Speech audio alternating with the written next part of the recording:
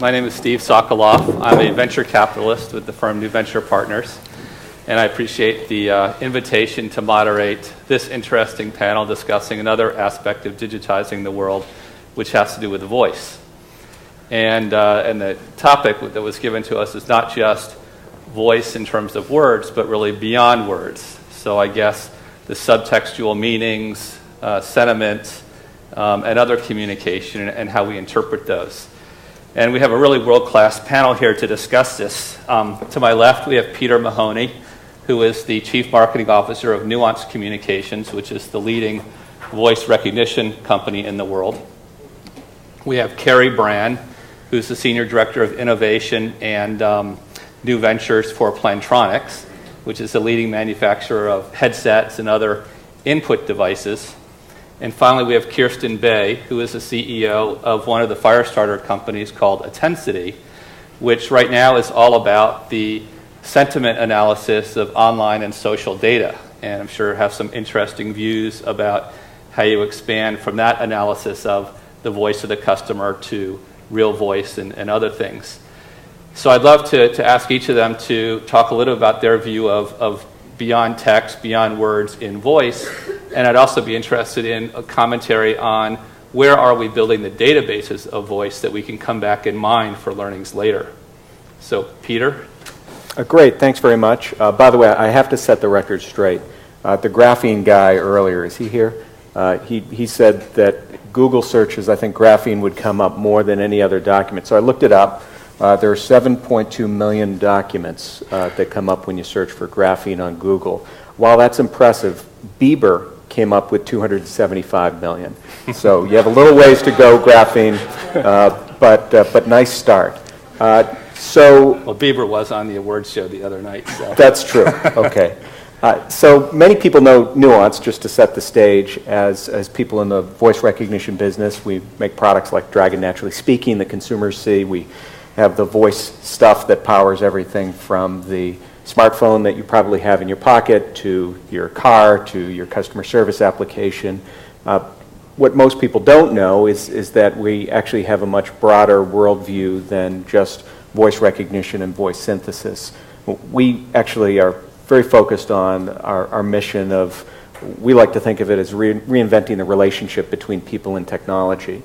And in doing that, we're building what we think of as intelligent systems. So intelligent systems are things that are fluent in all kinds of human communication, so not only voice recognition and voice synthesis, but also things like motion and gesture. We need to be able to consider things like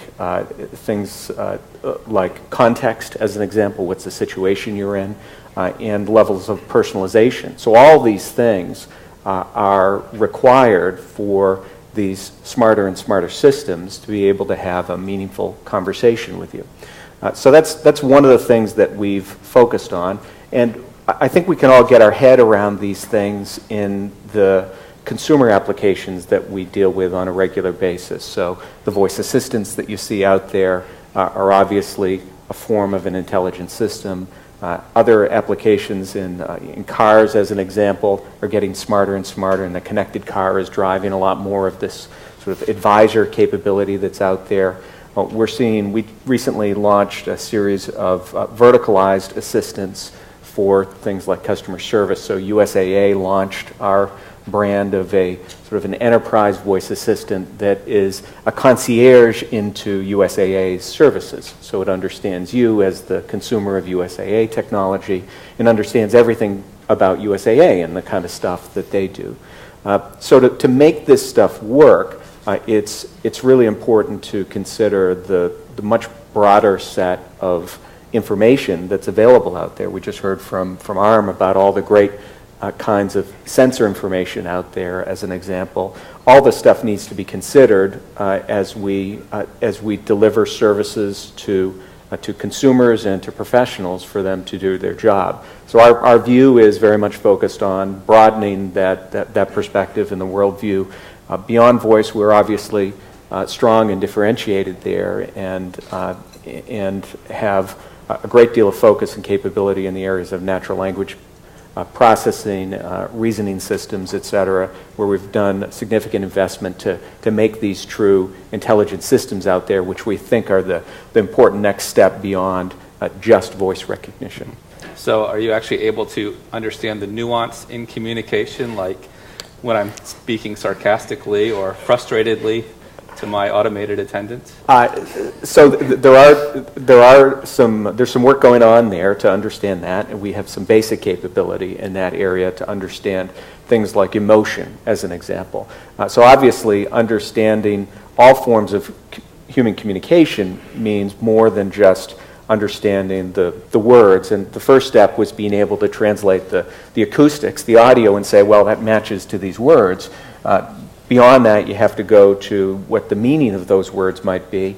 The meaning of those words is going to differ based on lots and lots of different things. So the words, as you said, if you say something sarcastically, yeah, sure, I really want to do that, versus yes, I really want to do that, means a very different thing. And as humans, we can interpret that. These kinds of systems can't really effectively do that today, but you can certainly do things like determine if someone is dropping a bunch of F-bombs, as an example. Our customer service applications know that that's probably a bad idea. They're probably angry or from New York. If you're, so those are the kinds of things that ultimately are required, along with the context. Do you know that, hey, this is a stressful situation, so that's okay, or no, this should be, I'm expecting someone to be happy. And then based on that, these systems should be able to adapt to the situation. Imagine the customer service apps, or even your assistant. Think of you talking to your personal assistant on your smartphone, and if you're really mad at it and it responds in that really chipper, cheery voice, you're going to want to throw the thing. So they have to be able to adapt themselves and be the term we like to think of as an ambient intelligence. Mm-hmm. So ultimately, these systems have to have the ability to be available to you when you need them, not in the way, and convenient, come up and predict when they need to be available, and not terribly obvious. And you got to get those Google glasses a little more subtle, because that's not quite ambient yet, right? You need to really fade into the background and be sort of an invisible system for these things to really take off the right way. So, Cary, how do your devices help capture all that content? Yeah, so Plantronics, as you all will probably well know, we've been around for about 50 years. The words that was one small step for man, one giant leap for mankind were uttered through one of our headsets. So we've been capturing audio for quite some time. More recently, we've been focused not only on delivering the great audio experiences that can feed into the nuances of the world, but also looking at how we can let developers integrate into the devices that we build. So creating software development toolkits that can open up that audio channel that can be fed into a speech recognition engine that could listen into the environment that the user is in to feed in context, as we were saying, around, is this user in a noisy environment? Is this user talking to somebody else? Being able to do intelligent decisions for not only nuances, but also just being able to feed that data into a cloud service. So when we look at it, we're really focused on enabling technology. So our devices are listening, they're sensing even. Our devices have sensors in them. We're starting to integrate more and more sensor technology. As sensors get smaller, more power efficient, we can add those into our devices. So today, we can tell if the device is being worn or not.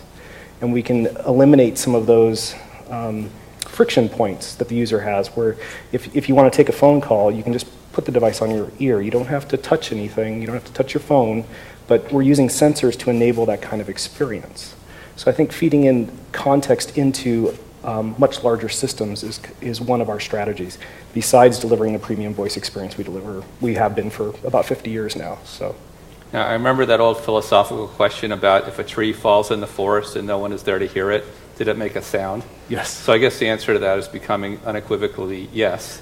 Absolutely. And do you see a future of we all have embedded devices, or we're so surrounded by sensors that we don't need to have our own personal sensors, or what's kind of your futuristic view of our communication interfaces. Yeah, I think the subtleties of being able to walk into a sensing environment that can detect or maybe guess who I am based on maybe what I'm wearing. Maybe it's my phone, maybe it's my headset, maybe it's my personal wearable device that I'm using to monitor my fitness, but being able to walk into an environment and have it kind of morph around me, I think is the future. We're going to, seeing cheap sensor technology that will run forever on a battery cell about that big, that you can stick on a wall to augment the experience, to me, I think is something I definitely see in our future. Now, Kirsten, you are an expert in analyzing the voice of the customer as expressed in social networks and other online forums. What's your view of beyond voice and really interpretation of that voice in the future? Well, it's been said, I mean, context is key, right? That's everything. And what's really interesting is I think the baseline theme that we've been hearing all along, which is we are in this physical space, we have lots of communications, and many people have said along the lines that it's hard for us to communicate face-to-face and understand the intent and sentiment of what people mean just by talking to you. And then you go and you put that on the internet, and then you digitize it, then you put it out on Twitter, and you slowly degrade the signal of what people actually are trying to say. So, recapturing the sentiment, intent, and context around what people actually mean by what they say. So, right, it is what do words mean? Words matter. How do we put context around being able to put voice into and translate that voice into text so that then we can aggregate it and understand in a very broad context how you action on something that tactically today means I'm unhappy with my service today, how you aggregate the information to make it a bigger contextual database to say these are the trends by which people are unhappy or happy, how they're using products, how they're not using products, what the capability is for us to grow our business, how we can understand and analyze why Justin Bieber also is the #1 person on Twitter, and actually figure out the why of it, not just that he is. So those are the pieces of it that are really critical. And so being able to bring that physical experience that I think is the disconnect that we have right now in terms of the physical of communicating, the physical of understanding the context of gestures, the context of language, the sarcasm.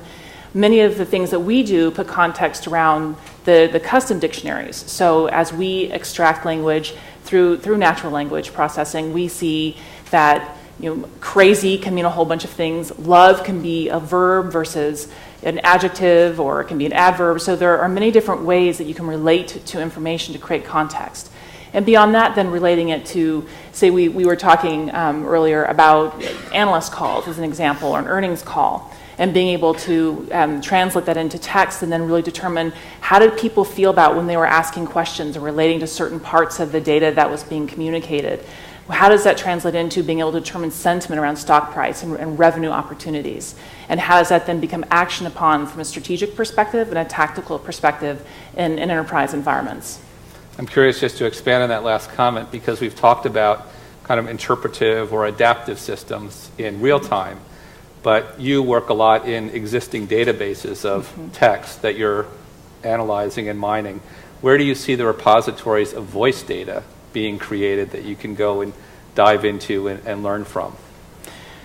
Well, it's a very interesting question, because you could look at repositories of very old voice data, right? And even looking at the correlation between that and looking at Wall Street journals from years and years and years past, and looking at how you could even develop predictive analytics around that or trending analysis around that. And what does that mean? How do you actually parse that data to become something that creates context around what you're looking for? And really, and also the amalgamation of how we put that into an environment that's structured and unstructured. The sea of unstructured data is growing and growing and growing, and so there are many different pieces that we have to fit together to actually create understanding around those things, and that's, I think, the really interesting challenge. We know so much of what sits on a repository inside an organization, but then how that connects to all those pieces that sit on the outside is really the nut that needs to be cracked, and I think everyone feels that pain a lot when they're trying to bring all that together, and we've seen a lot of that already just in the conversations we've had. Have you tried diving into call center databases and recorded calls and medium like that? We haven't gotten to the recording the calls yet, although that's a discussion point. When we provide services, we really look at bringing in texting, messaging. So, and then there's the call center piece where people are calling in and how that gets related and translated across. and then how you have someone who's on a listening platform who is interacting with people who are out on Twitter or different platforms. The interesting thing is that the satisfaction rate for people who are interacting on Twitter with a customer service agent versus someone on a phone is much better, so that you don't have to go through the voice recognition pieces of getting frustrated and saying, no, I said 7, and then wanting to throw your phone. So, and there's also an efficiency process that enables a care center to be able to handle more than one call. And the other thing that we find is that in the call centers, the people who handle the social media pieces, where they're interacting with customers on platforms like Twitter, are the ones who are the more highly trained of the customer service agents. So there's tremendous value placed around that interaction piece, and understanding that once it goes out in writing, and that's now in the public sphere, that could be something very positive or very negative. So those agents are actually very highly valued by their organizations. Now, there's a popular expression called the consumerization of the enterprise. So I'd be interested in hearing if your view is that the enterprise is driving a lot of this technology and it's filtering to the consumer side, or you see the consumer driving a lot of this technology and then filtering it to the enterprise side. Well, for us, there are a couple of different angles where we see these technologies coming into the enterprise. Certainly, consumer technology finds its way into everyday use and therefore enterprise use because you're in the enterprise every day. There are also very specific verticalized applications of these kinds of technologies. So healthcare is a great example. So in healthcare, and that's a very big business for us. We have $1 billion healthcare business. And we started out in that business in the transcription of medical records. So basically, doctors dictate into some kind of a audio capture device or directly into their PC. It gets transcribed into a record. With the push toward electronic health records, there's been an acceleration of the voice input side of medical records. But then bringing it far beyond just the voice-to-text capability, there's another big theme going on in healthcare right now around the transition from the coding scheme that they use, which is sort of an ontology of information about how healthcare maladies are categorized. It's called ICD-9. It's going to ICD-10. So 150,000 or so codes have to be understood by these medical records, and doctors don't speak that way. Doctors speak in basically an outline in prose, in sort of weird clinical prose, but that's the way they talk. It has to be translated into this coded scheme so that it can ultimately get paid for on one side, and then you can actually measure the outcome of hospitals on the other side. So by applying these kinds of intelligent systems, not only do you take the voice in, but you use some of this natural language technology to translate the doctor language into the coded insurance code language, and in real time, so that if there's some disambiguation that's required, it can say, well, did you mean this or that? You get it right the right way. It dramatically cuts down the cost and the cycle time associated with getting the stuff in the right information, and then if everybody's happy, ultimately you get better health care. So that's one of the many kind of vertical applications of these systems that may include a real-world interface of technology, applying sort of this cloud-based back-end kind of natural language processing to try to translate it into the right format, and then ultimately delivering the result people are looking for. Mm-hmm. Absolutely. We have definitely been very well honed in the enterprise, especially in the contact center space. And so that's kind of, our roots are in the enterprise, contact center, government. Astronauts, yes, absolutely. It's a big market. But we have seen the trend of, we can build very, very durable, rugged devices for those type of applications. It doesn't necessarily mean that somebody who's driving down the street or walking down the street wants a headset that would be designed for the contact center. We are also seeing an influence in the gaming space coming into headset design. So I think from the consumer perspective, we're seeing the demand for sleeker, more, out of the way type devices. We want something that's a little bit more ambient, as you said. And from the consumer side, though, from the gaming perspective, they want more of a big something that isolates them from the world around them. So we're seeing a little bit of both. This drive for sleekness, but also this drive for occlusion. So.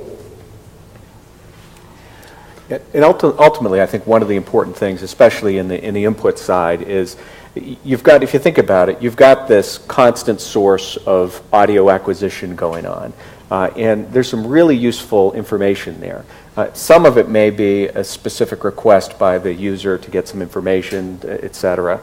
In other cases, it may be just an important bit of context.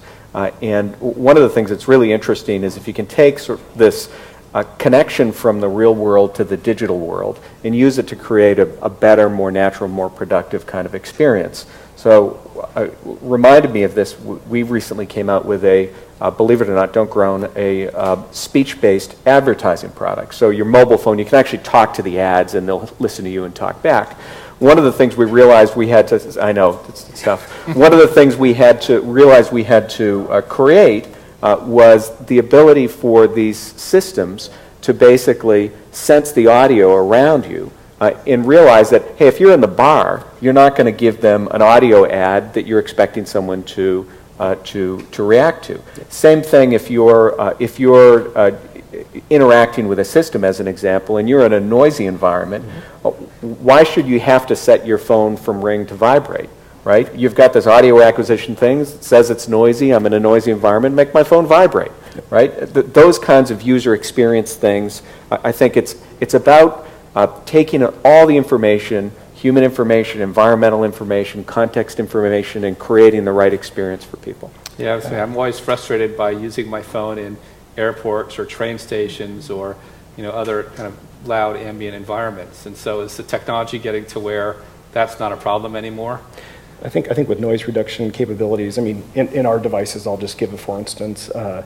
Yes, you can be in a very loud environment. You can have a conversation with somebody on the phone, but you can also use like speech recognition, right? So the audio the noise suppression is working well enough today where you can be in a very, very crowded environment, a bar, for instance, and you can dictate something to, using the speech commands on my Android device, and it works fine today. So the technology is there. On the consumer side, again, it's like when I wake up in the morning, I just thought of this, I'm not a consumer, but I guess I am. I'm not at work. But I think we're seeing a drive where people are bringing their devices into the workplace, and the devices have to morph. My iPhone, when I wake up in the morning, is a consumer device, but when I get into the office, it's my work device as well. So being able to bridge those transition points, I think, is going to become more and more important for technology to enable. And how about with collaboration? Have we gotten beyond the multi-decades of frustration with video conferencing, where it's always been too expensive and never worked quite as well as we wanted it to where it's actually working well now and we have whatever accessories we need to really make the interaction sort of useful and easy and even fun or entertaining? I think it's getting there. I don't think it's quite there today. I think we're seeing quite an interesting transition happening with the WebRTC, Web Real-Time Communications working group, and the activities that are going around HTML5, where they're going to be embedding, I'll say, Skype-like functionality into every single web browser that's out there on the market. And I think that's going to cause a very interesting transition when we see video and voice and how we can augment that experience. And it's going to be built into every single device that's out there. So Kirsten, let me ask you, how important is it to get beyond just the words and the text? How important is it to understand the sentiment behind them? Well, it's critical. I mean, that's the most important factor. And in these conversations, what's really interesting is that we serve the bridge between those two conversations. So for us, it's both, and what I look at are the bookends of those conversations, because there are many companies with whom we work where as they address the sentiment around certain products, I mean, companies are designing products all the time, and they want to understand, how do we actually make these better? And they can directly point to, as we put new products and services together to service the direct needs and the specific needs that have been stated for the products that we create, our revenue's gotten a lot higher. So we have customers who utilize those sentiment engines through not only the call center, but survey data and then just harnessing data out in the internet universe that really talks around certain product sets, where they then pick the top 10 most important feature sets and integrate that into their products and drive that back out to their customer base and their testing base and have very favorable direct results from that. So, but the other piece of it is relating it back to, you are no longer plus or minus 4% margin of error. You are a singular voice with a singular opinion, and that wants to be heard. And the enterprise understands that. And it's difficult because there's a lot of noise. So how do you dial down that signal to noise ratio? And how do you get substantive results out of those conversations to actually make them actionable? I mean, that's the next point. And the word actionable is very difficult because people throw it around like it's something that's very obvious. But actionable is very different dependent upon whether you're a product person or you're a customer service person, you're a CFO. And so being able to put context around those different pieces so that each one of those people inside an organization can make decisions on how to be better at what they do, improve products, to interact with someone who might be one voice or one of 15,000 voices. Those are the key points. And that's the point that I think is the most exciting about this space that we live in, is connecting all those dots with all the rest of information to actually turn it into a substantive conversation from which we all learn and can communicate better, which is what we're trying to do, both face-to-face and out on the internet. We have a few minutes. Can I ask for any questions from the audience? And maybe while you formulate them, I'll ask one more. We've heard about how Twitter has become this incredible source of news feeds from around the world, and particularly from disaster sites and where things are going on, like Arab Spring and such. How do you see this use of voice and analysis of beyond voice playing into that kind of space? Are we going to have voice Twitter anytime soon? Are we going to be able to go beyond just the factual words of the tweet and get sentiment behind it and extract information from that? Well, you have voice Twitter now, do we? right? So okay. sure, yeah, Oh. it works. Pick up your smartphone and Okay. hit the right key, and you can tweet or so yes. And that's a speech to text? Yeah, you yeah. can do that now, and Yeah. it's hard to derive a lot of sentiment from 140 characters, but I'm sure if anyone can, then Kirsten can. So your Or questions other media. lined up here too. Great. Council Bajkov, in human communication, body language is a very important predictor of context. And in fact, when spoken words and body language conflict, most people tend to pay attention to the body language rather than to the spoken language. And you folks have mentioned the combination of video and audio. Are there any plans, since most devices have video capability now, are there any plans of quantifying body language in conjunction with the spoken language to get a better context? Yes. So let me give you some basic examples first, and it will get more sophisticated over time. So the most simple thing is if you look at our television applications, right? So lots of talk about the TV. In fact, Microsoft also made an announcement this week around the Xbox. We've got our Dragon TV capability. There's the ability to talk and search for content, give commands to your TV as an example. At the same time, you should be able to kind of raise your hand to get the attention of the thing so it knows you're speaking, and have some level of gesture. So some kind of a gesture language is probably what you'll see first being deployed as far as body language. The second thing that we've done a lot of work on is identifying whether someone's speaking, because you can actually see if their lips are moving. So it's not, they may be speaking if you can't see their lips moving, but unless they're a ventriloquist, if their lips aren't moving, you know they're not speaking, so turn off the microphone and get rid of ambient noise. A lot more work has to happen to truly, as you said, interpret body language, so you can tell if someone's sitting like this and is closed. And I suspect that will come over time, but you'll see these baby steps first. Yeah, I would agree, and it will be it'll be very interesting to see what the Google Translate will be for body language, because as we have global video conferencing happening, body language needs to translate between cultures, and so if You know, you'll need like a real-time feed in your video conference that says, oh, Cary is really paying attention, he's not, you know, sleeping, you know, or, but that type of real-time capability to analyze the video frames and say, well, this marker looks like this person is actually paying attention or this person is not, and being able to convey that to the person that's on the other end of that video conference would be ideal. I remember seeing work around using avatars and trying to translate facial expression into avatars. Is that, maybe I missed where that's come these days. Yeah, but. we're over time. I'm watching my clock, but Okay. we have done a lot in that. Yeah. In fact, have deployed we have web-based technology, something called Nina Web, where you can take the two-way interaction and create a different avatar kind of experience. But even the way that the user interfaces of applications behave, they actually have a kind of digital body language too, the way they'll interact with you. So a lot more to come in that area, I think. Okay. Thank you, Peter, Cary, Kirsten. Great. Thank you. Thank you.